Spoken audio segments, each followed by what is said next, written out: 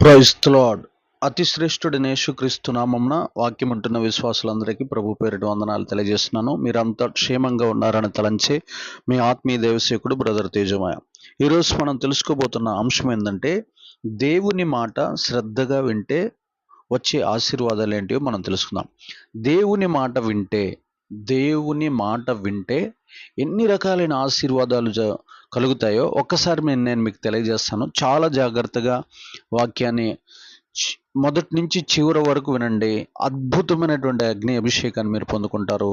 గొప్ప వెలుగు కలుగుతుంది. గొప్ప దైవికమైన జ్ఞానం మీకు వస్తుంది. దేవదూతల యొక్క ఆ జ్ఞానము, వివేకము, శక్తి దేవుడు మీకు దయచేస్తాడు. ప్రియ దేవుని పిల్లలారా, శ్రద్ధగా దేవుని మాటలు వినండి.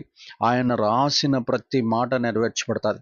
ప్రపంచంలో చాలామంది క్రైస్తవులు మందిరానికి వస్తారు, కానీ దేవుని మాట వినకుండా లోకస్తుల మాట, లోక సాంప్రదాయాల మాట, లోక ఆచారాల మాట, లోక సంబంధమైన పద్ధతుల మాట విని వారు దేవుని ఆశీర్వాదాలు పోగొట్టుకుంటున్నారు. మన ఇరుగు పొరుగునున్నటువంటి వారు చెప్పింది వింటున్నారు, కానీ అసలు ఈ సమస్యకి ప్రభువు ఏం చెప్పాడు, దేవుడు ఏం చెప్పాడు, సైన్యములకు అధిపతి యెహోవా ఏం చెప్పాడు, పరిశుద్ధాత్మ దేవుడు ఏం చెప్పాడు, ప్రవక్తలు ఏం చెప్పారు, యేసుక్రీస్తు ఏం చెప్పాడు, దేవదూతలు ఎలాగా ఈ విషయంలో వారు జీవించారు అనేది పరిశీలన చేయకుండా వారు లోకస్తులు చెప్పింది, లోకము సాతాను యందున్నది, సాతాను మనుషులను ఏలుబడి చేస్తున్నాడు, లోక పద్ధతులన్నీ సాతాను యొక్క కల్పితాలే. ఈ విషయం ప్రతి ఒక్క క్రైస్తవుడు గ్రహించి సాతాను మాయ నుండి బయటపడాలని నా ఆశ, నా ఆకాంక్ష. కాబట్టి ప్రియ దేవుని బిడ్డలారా, మనకి ముగ్గురు శత్రువులు ఉన్నారు. ఒకటి లోకము, రెండు సాతాను, మూడు మన శరీరం. ఈ మూడిటి మాట మనం వినకుండా దేవుని వాక్యపు మాట మనం వింటే మనం ఖచ్చితంగా ఆశీర్వదించబడతాం. దేవుని మాట వింటే ఎలాంటి ఆశీర్వాదాలు కలుగుతాయో నేను ఈ అధ్యాయంలో నుంచి మీతో ఆత్మదేవుడు ద్వారా మాట్లాడును గాక. చూద్దాం ఒకసారి. ద్వితీయోపదేశ కాండము 28వ అధ్యాయము 1వ వచనం. నీవు నీ దేవుడైన యెహోవా మాట శ్రద్ధగా విని నేడు నేను నీకు ఆజ్ఞాపించుచున్న ఆయన ఆజ్ఞలన్నిటినీ అనుసరించి నడుచుకుని ఎడల నీ దేవుడైన యెహోవా భూమి మీదనున్న సమస్త జనముల కంటే నిన్ను హెచ్చించును. దేవునికి మహిమ, ఘనత, ప్రభావములు కలుగును గాక.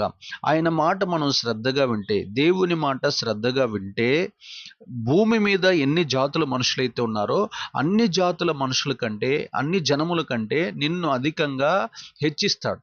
భూమి మీద ఎన్ని దేశస్తుల వారైతే ఉన్నారో, ఎన్ని మతాలు, ఎన్ని గోత్రాల వారైతే ఉన్నారో, ఎన్ని జాతుల వారైతే ఉన్నారో వారందరికంటే నిన్ను అధికంగా హెచ్చిస్తాడు. దేవుని మాట మనం శ్రద్ధగా వినాలి.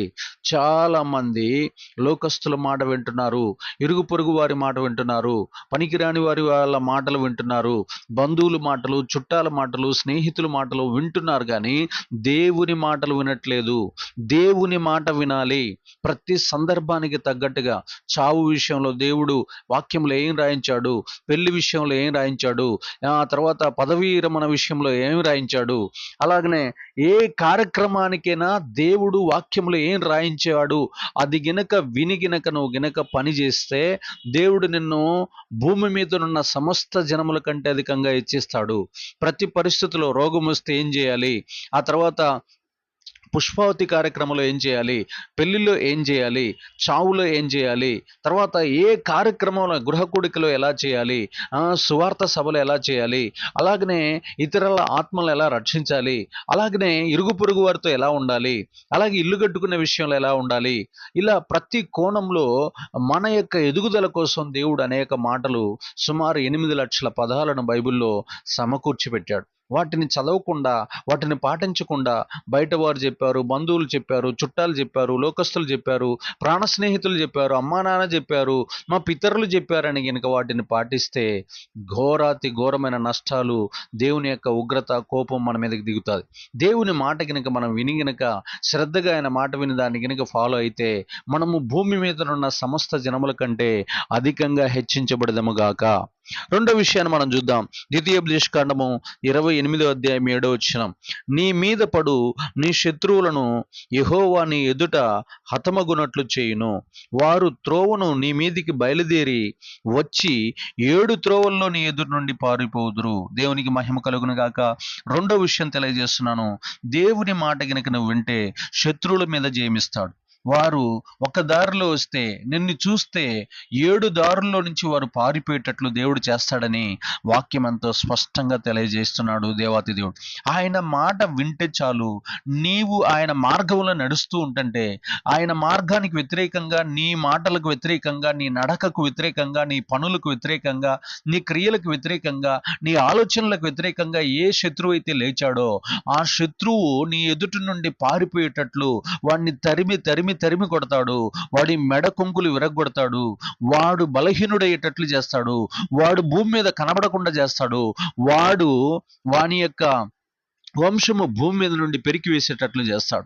చూడండి ప్రియదేవుని బిడ్డలారా, నువ్వు వెళ్తున్న మార్గము నీతితో, నువ్వు వెళ్తున్న మార్గము సత్యముతో, నువ్వు వెళ్తున్న మార్గము శ్రేష్టమైనదై పరిశుద్ధమైనదై దేవుడు చెప్పినట్లు కనుక నువ్వు జీవిస్తూ ముందుకెళ్తుంటే ప్రతి ఒక్క శత్రువుని ఎదుట తలదించుకునేటట్లు, నీ పాదాల మీద సాష్టాంగ నమస్కారపడేటట్లు, నీ ఎదుటి నుండి పారిపోయి దూరంగా జీవించేటట్లు చేస్తాడు. దేవునికి సమస్త మహిమ ఘనత ప్రభావములు కలుగును గాక. ఇక మూడో విషయాన్ని మనం గనుక చూస్తే ప్రియదేవుని బిడ్డలారా, 28:11 మరియు యెహోవా నీకిచ్చెదనని నీ పితరులతో ప్రమాణము చేసిన దేశమును యెహోవా నీ గర్భము ఫల విషయముల్లోనూ, నీ పశువుల విషయంలోనూ, నీ నేల పంట విషయంలోనూ నీకు సమృద్ధిగా మేలు కలగజేయును. ఆమేన్. మూడో విషయం ఏంటంటే సమృద్ధిగా ఆయన మాట వింటే సమృద్ధి అయిన మేలు ఇంటికి నడుచుకుంటూ వస్తుంది. నీ యొక్క గర్భఫలం విషయంలో కానీ, నీ యొక్క పంట విషయంలో కానీ, నీ పశువుల విషయంలో కానీ, ఆయన నువ్వు ఏది పెంచుతున్నా, నువ్వు ఏ పంట వేసినా, నువ్వు ఎలాంటి పిల్లల్ని కన్నా, ఆ 3 విషయాల్లో నీకు సమృద్ధికరమైనటువంటి మేలు కలిగేటట్లు దేవుడు నిన్ను ఆశీర్వదిస్తాడు. దేవుని మాట వింటాను అని ఒక్క తీర్మానం నువ్వు చేయి చాలు. నేను ప్రభువా నీ మాట తప్ప, బైబిల్లో రాసిన మాటలు తప్ప ఇక నేను దేన్ని పాటించను, లోక సంబంధమైన వాటి జోలికి నేను పోను, ఎవరి ఆలోచనలో నేను నడుచుకోను, నేను నీ చిత్తానుసారంగా జీవిస్తాను, నీ మాట చొప్పున నా జీవితాన్ని సరి చేసుకుంటాను, నీ మాట ఎలా అయితే ఉందో అది ఎంత కష్టమైనా సరే, ఎంత నష్టమైనా సరే ఆ యొక్క మాట ప్రకారం నేను భూలోకంలో జీవిస్తాను, అగ్నిజ్వాలలాగా ఒక ధృవతారలాగా మారతాను, ఆత్మ సంబంధమైన బండగా మారతాను, నా వల్ల అనేక మందిని ప్రభావితం చేస్తాను, నా దేశాన్ని మారుస్తాను, నా దేశ ప్రజలను, అధికారులను, రాజకీయ నాయకులను, ప్రధానులను, సీఎంలను, రాష్ట్రపతులను కూడా నీ మాట చొప్పున మార్చే శక్తి, ఆ సామర్థ్యము, ఆ జయ జీవితం నాకు ఇవ్వమని నువ్వు అడిగితే నీ ద్వారా నీ ప్రాంతం, నీ రాష్ట్రం, నీ దేశం, నీ ప్రపంచం మొత్తం మారిపోను గాక. ఒక దానియేలు ఎలా అయితే దేవుని యొక్క మాట ప్రకారం జీవించి ఆ బబులోను దేశంలో ఎలా అయితే రాజులను దేవుని వైపు త్రిప్పి, రాజు ఎప్పుడైతే మారిపోయాడో రాజు కింద ఉన్న ప్రజలందరూ కూడా దేవుణ్ణి ఆరాధించేటట్లు చేశారు. కాబట్టి ప్రియ దేవుని బిడ్డలారా, నీ లక్ష్యము, నీ దర్శనము, నీ గమ్యము ఏమై ఉండాలంటే అక్కడ మరలా చెప్తున్నాను, దేవుని మాట కనుక నువ్వు వింటే చాలు, దేవుడు నిన్ను అంచెలంచెలుగా ఆశీర్వదిస్తాడు. ఏ శత్రువు నీ ముందు నిలబడలేడు. ఎవరు ఊహించలేని విధంగా దేవుడు నిన్ను వర్ధిల్లింపజేస్తూ ఉంటాడు. నువ్వు దేవుని మాట మాత్రమే విను, ఎవ్వరి మాట వినాల్సిన అవసరము లేదు. దేవుని వాక్యాన్ని పాటించుకుంటూ నువ్వు లోకంలో ముందుకెళ్తా ఉంటుంటే వారు ఎంత పెద్దవాళ్ళైనా సరే నీ ముందు సాగిలపడేటట్లు దేవుడు చేస్తాడు. దేవుని మాటను పాటించేవారంటే దేవుడికి చాలా ఇష్టం. దేవుడు వారికి బలమునిస్తాడు, దేవుడు వారికి అభిషేకాన్ని ఇస్తాడు, దేవుడు వారికి శక్తినిస్తాడు, దేవుడు వారికి దీర్ఘాయుషునిస్తాడు. కాబట్టి ఈ విషయంలో మనం మర్చిపోకుండా దేవుని కోసం నిలబడే వారిగా ఉంటే మనకి సమృద్ధి అయిన మేలు కలుగుతుందని వాక్యం తెలియజేస్తుంది. తర్వాత ద్వితీయోపదేశకాండము 28:12 ఒకసారి మనం చూస్తే అక్కడ రాసినాడు, నీవు అనేక జనములకు అప్పిచ్చదవు గాని అప్పు చేయవు. దేవునికి మహిమ ఘనత ప్రభావములు కలుగును గాక. నీవే ఇతరులకు అప్పిచ్చే స్థానంలో ఉంటావు. నువ్వు ఎక్కడ అప్పు చేయకుండా, నువ్వు ఎక్కడ ఎవరికి సాగిలు పడకుండా, నువ్వు ఎవరికి లోబడకుండా, నువ్వు ఎవరి దగ్గరికి పోయి చేయి చాచకుండా దేవుడు నిన్ను ఆశీర్వదిస్తాడు. చూడండి ప్రియ దేవుని బిడ్డలారా, మరలా చెబుతున్నాను, నిన్ను అప్పిచ్చే స్థానంలో నీ ఇంటిలోనే సమృద్ధిగా ఉండేటట్లు, నువ్వు ఇతరులను పోషించేటట్లు, నువ్వు ఇతరులకు మేలు చేసేటట్లు, నువ్వు ఇతరులకు సహాయకరంగా ఉండేటట్లు దేవుడు నిన్ను అప్పిచ్చువానిగా చేస్తాడు. ఒక్క ఒకే ఒక కండిషన్ పెట్టాడు, నీవు దేవుని మాట వింటే చాలు. దేవునికి నిన్ను దూరం చేసే ప్రతి పాపాన్ని నువ్వు విడిచిపెడితే చాలు. దేవుడికి నచ్చని ప్రతి ఒక్క దుర్గుణాన్ని నువ్వు నరికి వేసుకుంటే, సాతాను గుణాలు, సాతాను స్వభావాలు, సాతాను తంత్రాలు, సాతాను సంబంధమైన క్రియలు నీ లోపలుంటే వాటిని ఒక్కొక్కటి ప్రార్థన చేస్తూ, ఉపవాసాలుంటూ, ప్రార్థన చేస్తూ, కన్నీరు గారుస్తూ, యేసు రక్తంతో కడుక్కుంటూ, వాక్యం చేత ఉదక స్నానం చేయబడుతూ, ఆయన నామము చేత, ఆయన ఆత్మ చేత అగ్నిలో కడగబడుతున్నప్పుడు నువ్వు శుద్ధి చేయబడుతున్నప్పుడు ఆయన నిన్ను ఆశీర్వదిస్తాడు. నువ్వు అనేక మందికి అప్పిచ్చేవాడిగా మార్చబడతావు. నువ్వు ఎక్కడ అప్పు చేయబడవు. నీ పాపం ఎంత ఎక్కువైతే ఉంటుందో నీ అప్పు కూడా అంతే ఎక్కువైతే ఉంటది. నీ మీద భారం అట్లా పెద్దగా చేసి సాతానుడు నిన్ను ఇంకా ఇంకా ఇంకా ఇంకా దేవునికి దూరం చేసి ఒక ఇస్కరియోతు యూదాని ఎలా అయితే చంపాడో, ఉరి వేసి చంపాడో, ఒక సంసోనుని ఎలా అయితే దేవునికి దూరం చేసి చంపాడో దెలీలా ద్వారా, ఒక అనేక మందిని ఆత్మీయులను, ఒక సౌలును ఎలాగా ధనాపేక్షలో పడేటట్లు చేసి, ఒక ఆకానును, ఒక గెహాజీని, ఇదంతా కూడా ఒక దేమాను ఎలాగ దేవునికి దూరం చేసి, దేవునికి నీకు దూరం చేస్తున్న ఏ అంశమైతే ఉందో అది ఈరోజే యేసు ప్రభు వారి పాదాల దగ్గర ఒప్పుకొని విడిచిపెట్టు. నిన్ను దేవునికి దూరం చేసే ప్రతి పాపాన్ని నరికివేయి. ఆ రోజున నువ్వు విడుదల పొందుతావు. ఆ రోజున నీలో ఉజ్జీవం రగులుతుంది. ఆ రోజున నువ్వు నిజమైన మారు మనసు పొందిన క్రైస్తవుడిగా మార్చబడతావు. ఆ రోజు నుంచి దేవుడు నిన్ను ఆశీర్వదించడం మొదలు పెడతాడు. దేవునికి నిన్ను దూరం చేసేది, అపవిత్రపరిచే ప్రతి అంశాన్ని వదిలిపెట్టు. దేవుడు నిన్ను అప్పుల ఊబులో నుంచి, చీకటి శక్తుల చేతిలో నుంచి, పేదరికం కలిగించే దరిద్ర దురాత్మల చేతిలో నుంచి నిన్ను విడిపించును గాక. అలాగా నీ యొక్క దరిద్రం అంతా నిన్ను వదిలిపెట్టి వెళ్ళిపోయి సమృద్ధి అయిన ఆశీర్వాదాలు నీ ఇంటిలోనికి నడుచుకొచ్చి నువ్వు అనేక మందికి అప్పిచ్చే విధంగా దేవుడు నిన్ను దీవించును గాక. తర్వాత ప్రియ దేవుని బిడ్డలారా, 28:8 ఒకసారి చూద్దాం. 28:8 ఒకసారి మనం చూస్తే అక్కడ రాయబడుచున్న మాట ఒకసారి మనం చూద్దాం. నీ కొట్లలోను నీవు చేయు ప్రయత్నములన్నిటిలోనూ నీకు దీవెన కలుగునట్లు యెహోవా ఆజ్ఞాపించును. ఆమేన్. నీవు చేయు ప్రయత్నాలన్నిట్లో దీవెన. ఏ పని పట్టుకుంటే ఆ పనిలో ఆశీర్వాదం. నువ్వు ఎక్కడికి అడుగు పెడితే ఆ స్థలాన్ని దేవుడు నీకు అప్పగిస్తాడు. నువ్వు ఏ మార్గంలో వెళ్తే ఆ మార్గంలో దేవుడు, దేవదూతలు, దేవుని యొక్క పరిశుద్ధులు, దేవుని యొక్క మహిమ నీకు తోడుగా ఉంటుంది. దేవుని ఆత్మ నీకు తోడుగా ఉంటుంది. దేవుని అభిషేకం నీకు తోడుగా ఉంటుంది. కాబట్టి నువ్వు చేయు ప్రయత్నాలన్నిటిలో దీవెన కలుగుతూనే ఉంటుంది. నువ్వు ఏ ప్రయత్నం చేసినా విఫలం అనేది కావు. ఎక్కడికి వెళ్ళినా సక్సెస్ విజయవంతమైనటువంటి వ్యక్తిగా చరిత్రలో నిలిచిపోతావు.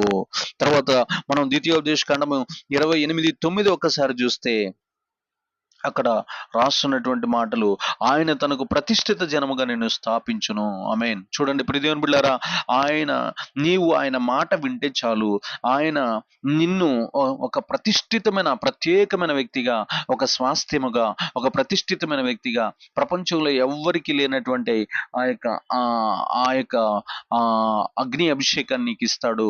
నువ్వు ప్రతి పనిలో విజయం సాధించేటట్లు, నీవు దేవుని చేత ఏర్పాటు చేయబడిన వ్యక్తిగా, దేవుని చేత ఎన్నిక చేయబడిన వ్యక్తిగా, దేవుని చేత నడిపించబడే వ్యక్తిగా, దేవుని కుమారునిగా ముద్రించబడిన వ్యక్తిగా దేవుడు నిన్ను నిలబెడతాడు.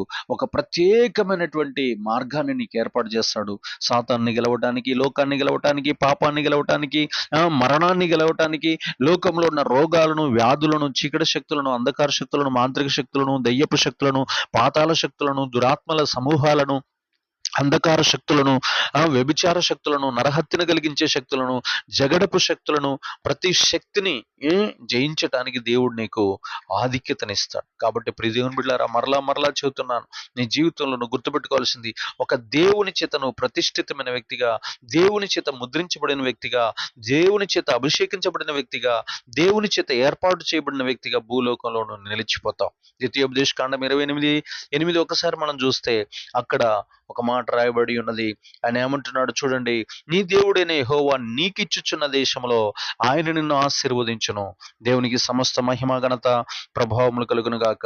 దేవుడు మాట వింటే చాలు, ఆయన నీకు ఇచ్చుచున్న దేశంలో దేవుడు నిన్ను సమృద్ధిగా ఆశీర్వదిస్తాడు. అనేక మేలుల చేత, అనేక రకాలైన దీవెనల చేత, అనేక రకాలైన ఆశీర్వాదాల చేత నిన్ను అభిషేకిస్తాడు. నువ్వు ఎక్కడికి వెళ్ళినా ప్రపంచవ్యాప్తంగా దేవుని చేత ఆశీర్వదించబడిన వ్యక్తిగా, ఆ గొప్ప పేరు ప్రతిష్టలను, గౌరవ మర్యాదలను, మహిమ కీర్తి ప్రతిష్టలను, మహిమ ఘనతలను పొందుకునే విధంగా దేవుడు నిన్ను ఆశీర్వదిస్తాడు.